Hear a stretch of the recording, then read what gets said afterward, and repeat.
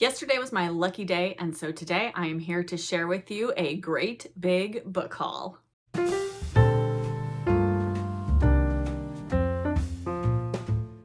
Hello book friends, I'm Jen and welcome to my reading life and welcome to a very big book haul. This was not in the plans. This was just bookish serendipity happened. And yesterday I was running some errands with my son, and one of the things we needed to do was drop off some books to return to the library. And when we pulled in, lo and behold, the library book sale was happening yesterday. And of course, I have never met a library book sale that I don't enjoy. Our library sells all adult books for $1 and children's books for 50 cents. And I found some really wonderful books, and I'm very excited to be adding them to my shelves. There are a lot of books to get through, so I am going to get right into them. And actually, first off, I am going to start with some books that were gifted to me. I have 4 books that recently came into my life, and I wanted to be sure to share them on here. First up are a couple of books that were sent to me by my lovely subscribers, and the first book I received was Little People, Big Dreams, Agatha Christie, and I am so thrilled to have this lovely book. This was sent to me by my subscriber, Jennifer, and it says, "Dear Jen, I just love your channel, and even more, it's your presence which radiates joy and sharing so generously of yourself. With a grateful heart, Jennifer."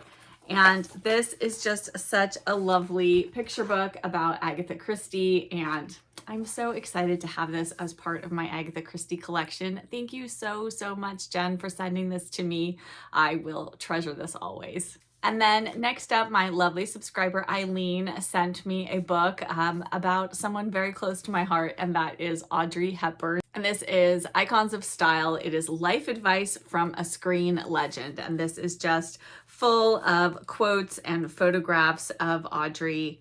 And it says, here's one: "Happiness is health and a short-term memory." And then there's a beautiful photograph of her. Eileen said she saw this and thought of me, and thank you so much for sending this to me, Eileen. I am so grateful and excited to add this to my Audrey Hepburn book collection. Next up is a book sent to me by my lovely friend, Melissa, and Melissa had an extra copy of this book, and so she sent it my way, and that is Greenery Street by Dennis McHale, and this is, of course, a Persephone edition. It's so beautiful. I love their end papers are just gorgeous, and I am so excited to have this, to have another Persephone book in my collection. Thank you, Melissa. I was so touched to receive this. I shared the whole package that Melissa sent me on my Instagram account, so if you'd like to see that, I will link the post in the description box below. She sent me some other lovely bookish goodies in addition to this book. And then lastly is a book that my mom gave to me for Mother's Day, and that is The Gastronomical Me by MFK Fisher. And I've been really wanting to read MFK Fisher, especially since I just read Kate and Frida by Kim Fay, and she references MFK Fisher quite a bit in that book, and it just got me really excited to read her. And so my mom gave this book to me, and I am excited to have it as part of my collection. So thank you, Mom, for the lovely Mother's Day gift. Now let us get into the library book sale haul. I did really well, you guys. So many good things. I have broken them down into a few categories. So first I'm going to go through the mysteries that I found. Then I have a few middle grade books, some just general fiction and classics. And then I found a number of lovely vintage books, and I'm going to share those with you last. So let us just dive into all of the goodies that I got yesterday. As I said, first up are the mysteries, and the first 3 books I found are 3 books in the Cat Who mystery series. So I found The Cat Who Blew the Whistle, The Cat Who Wasn't There, and The Cat Who Said Cheese, and I would love to collect all of these. I really want to read through this entire series, go back to the beginning, start it over, because I have read some of the early books and then some of the random books throughout the series, but I would like to go back and read it start to finish. So slowly collecting those so I can do that. And then I found a Mrs. Polifax, which I did not have, which is Mrs. Polifax Pursued. I think this might be one of the last ones in the series. So that is nice to have that one. I think I'm only missing maybe 3 or 4 of the Mrs. Polifax books. But yes, loving working my way through those this year. And then I found this book, which was a complete, I won't say cover buy, but it was a complete title buy, and that is Murder at the Gardener by Jane Langton. This is a Homer Kelly mystery.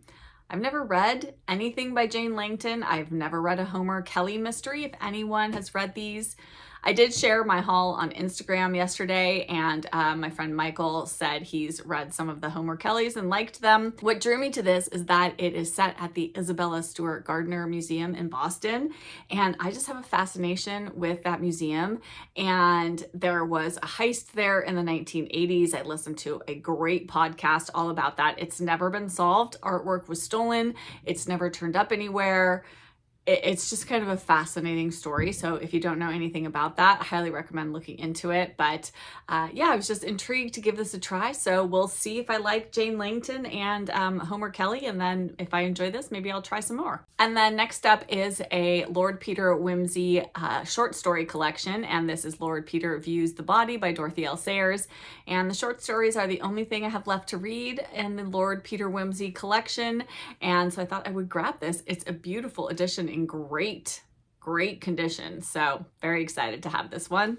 And then the last mystery that I decided to grab was God Save the Queen by Dorothy Cannell. Cannell? Not sure. Dorothy Cannell, or Cannell. It's a name that sounds so familiar to me. I couldn't figure out why, but I just loved the title, and I loved the cover of this with the like teapot with the skull and crossbones on it.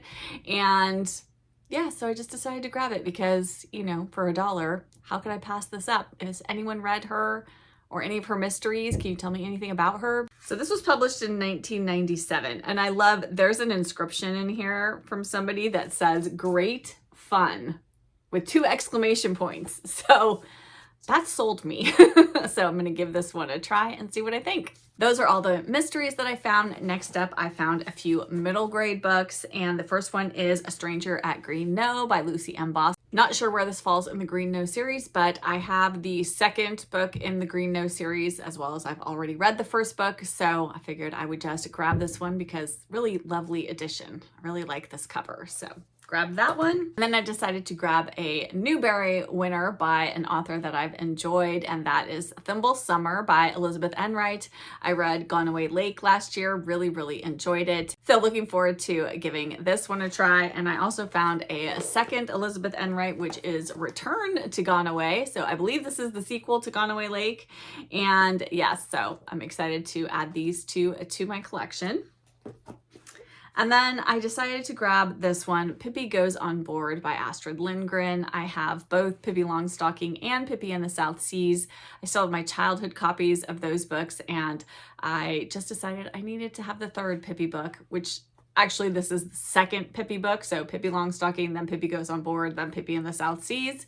So completing my little trilogy of Pippi books. I'm not sure if there's any more outside of that, but I know those are kind of the 3 core books in the Pippi world. And then last is a book, and I can't believe I've never read this before because this author wrote one of my all-time favorite children's books, and that is Jennifer, Hecate, Macbeth, William McKinley, and Me, Elizabeth by E.L. Konigsberg. E.L. Konigsberg wrote, of course, The Mixed Up Files of Mrs. Baisley Frankweiler, which is one of my very favorite books. And this one also has my name in the title, so I'm not sure why I never read this. Or maybe I did read it and I just don't remember, but regardless, I decided to grab this because I really do want to read this. Next up are some classics in general fiction, and first up is The Ghost Stories of Henry James, and I thought I would grab this, thought it might be fun to read in the fall. We read The Ghost Stories of Edith Wharton last fall with my Gilded Age buddy read group, and they were so much fun to read, so I thought it'd be fun to have Henry James's ghost stories and Gilded Age buddy read group. Maybe we can add this one to our TBR at some point. And then speaking of Edith Wharton, I found 2 Edith Wharton books. The first is Old New York, which is 4 novellas by Edith Wharton. And then I also found In Morocco, which I think might be travel writing. I know Edith Wharton did write a few travel books. And I have one of them. Yes, it says in 1917, Edith Wharton decided to visit Morocco, and on discovering that there was no guidebook to the country, set about collecting material for one. She succeeded in producing a splendidly evocative and colorful portrait of Morocco. So, yes, definitely excited to have these in my collection. I would love to read everything that Edith Wharton has written, so 2 more to add to the collection. Next up are 2 books that I found on a bookshelf that was kind of near the entrance to the book sale, and there was a sign posted above it that said the books on this bookshelf were part of the collection of one of the library patrons who had recently passed away and was donating her books to the library for sale, and that the library knows that this particular patron would love that her books were going into the hands of other book lovers. And I was looking through, apparently she really loved France, and she seemed to have very, very interesting taste in books. And so I grabbed a few from those shelves. And the first is French Dirt, The Story of a Garden in the South of France by Richard Goodman. And this cover, I was completely drawn to it. It says, there's a quote from the San Francisco Chronicle Book Review, which says, one of the most charming, perceptive, and subtle books ever written about the French by an American. Yes, so I am excited to read it. It's not very long. And when was this published? 1991. Yes, so excited to have this one. Actually, this isn't a fiction. This is a nonfiction. I don't know why I stuck this in the fiction, but there you have it. And then last is an actual fiction novel, and that is A Shower of Summer Days by May Sarton. And I really like May Sarton's writing, and so I had to grab this one. Love the beautiful cover on this. Don't know much about it, just saw May Sarton's name and grabbed it. So yes, excited to give this one a try. Then last are the stack of vintage books that I found, and I am so excited that I found these. These just made my whole day yesterday. The first is The Gabriel Hounds by Mary Stewart. Of course, I've read everything Mary Stewart has written, but I really just loved this edition. It's got a lovely photograph of her on the back. And yes, I had to have this one, even though the dust jacket isn't in the best condition, but you know, I think this might be my first hardcover Mary Stewart. I think I'm going to have to keep my eyes out for more vintage editions of her books because so fun to have this. And then next, similar to Mary Stewart, a few of you have mentioned that this author might be a good read-alike for Mary Stewart. And so I saw this one and had to grab it as well. And that is The Shadow of the Lynx by Victoria Holt. And I think she also writes sort of romantic suspense type novels, kind of gothic. There is one, is it on here? Oh yes, The Mistress of Melon. I just ordered that one from Thrift Books. So now I'm going to have 2 Victoria Holts to read. So has anyone read this one or Mistress of Melon? Let me know. Is there one or the other I should start with? But so excited to have this one as well. And I love this cover. So fun. And then next, and this book, this was so funny because we had our Cozy Reader Book Club discussion yesterday of Oh, the Brave Music by Dorothy Evelyn Smith. And I read, my copy was from the British Library Women Writers edition. And then one of our members, Barbara, she shared this beautiful vintage copy that she had just found because she had read Oh, the Brave Music a few years ago, loved it so much, was so excited that we were reading it for book club and she was going to get to discuss it with someone. And so she showed us her vintage copy, and look what I found at the library book sale. Oops, apologies for the glare. This is the exact same edition that Barbara shared during our meeting, and it's just beautiful. Oh my goodness, so excited. I mean, for $1, you guys. So thrilled to have this in my collection. It's just a beautiful vintage copy of a book that I absolutely loved. Spoiler alert for when I do my next reading update, Oh, the Brave Music. If you like coming of age novels, definitely read it. It is fantastic. And then next is a book that I can say is another Miranda Mills made me do it, mostly because she and her mom were talking about this author, I believe in their most recent mother-daughter book chat on their Seasons of Story group. And that was, the author is Nora Lofts, and the book I found was How Far to Bethlehem. And I think this is actually a novelization about Mary and Joseph. And then I think there's also a storyline that takes place in Korea as well. I don't know. It sounds really interesting. And I just couldn't pass up this lovely, lovely book. So, so beautiful. Yes. So I have not read any Nora Lofts, and yes, let me know if you have, and if you've read this one, and if you enjoyed it or not. But regardless, love this edition. So pretty. And then next up, I found two chunkers. They had so many books by this author. I should have grabbed them all, but I did not have enough arms or room in my bag to carry them. So I just grabbed these two. And one is a huge saga, and the second book is the sequel to that saga. And the first book is A Horseman Riding by R.F. Delderfield. And this says a magnificent saga of English country life in the 20th century. And I think from what I read, yes, it says this is a vast panoramic novel of English country life from the Boer War to the Battle of Britain. And then, yes, so I think we're just going to follow a bunch of people. I think there is a huge cast of characters in this, something like maybe 100 characters. There's a huge cast of characters list. I do love a good sweeping, sprawling novel. Very much excited to have this one. Plus it's in such wonderful condition. And then I had to get the sequel, of course, if I was going to get that one. So this is The Green Gauntlet.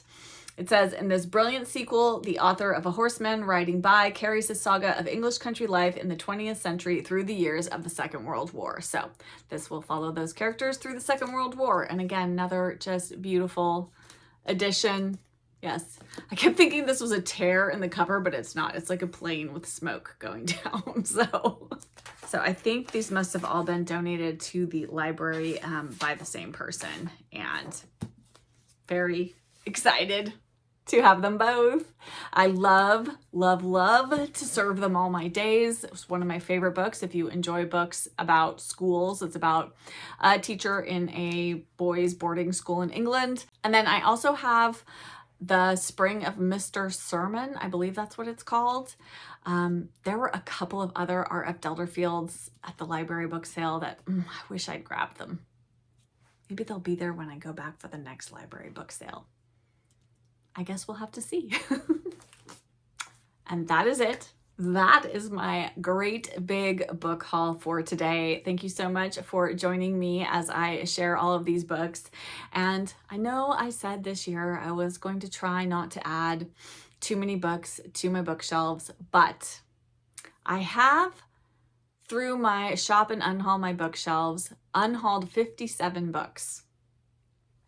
I did not buy 57 books. So I'm definitely still under.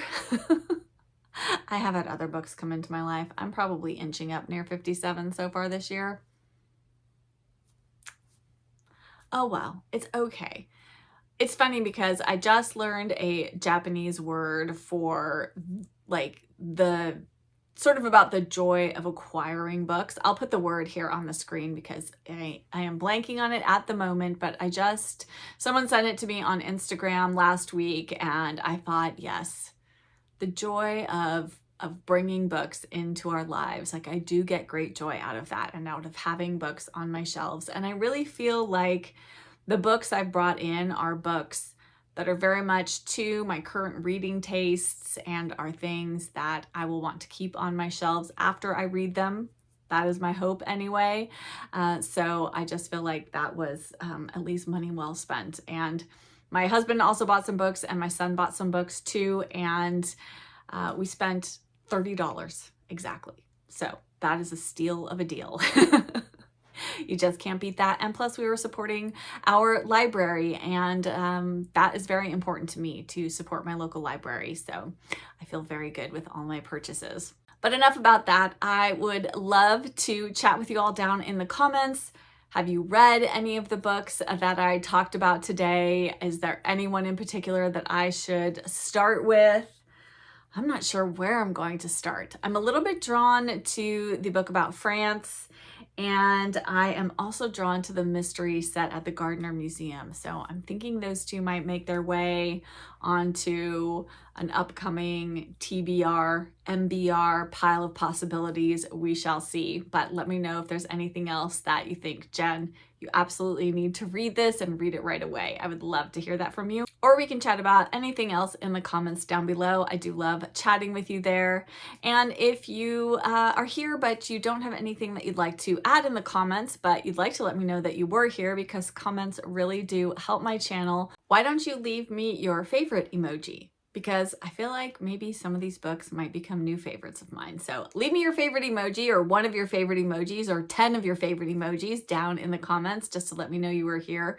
I really do like knowing that you were here. And like I said, those comments really do help, as do likes. So if you enjoyed this video, if you could hit that like button, and also subscribe if you aren't already subscribed. I would love to have you join my bookish community. Thank you again for being here and watching and spending a little bit of your day with me. And as always, I'll be back with another video very soon. Bye!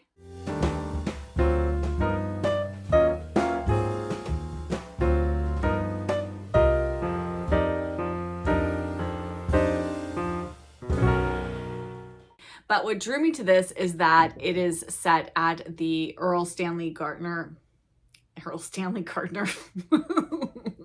No.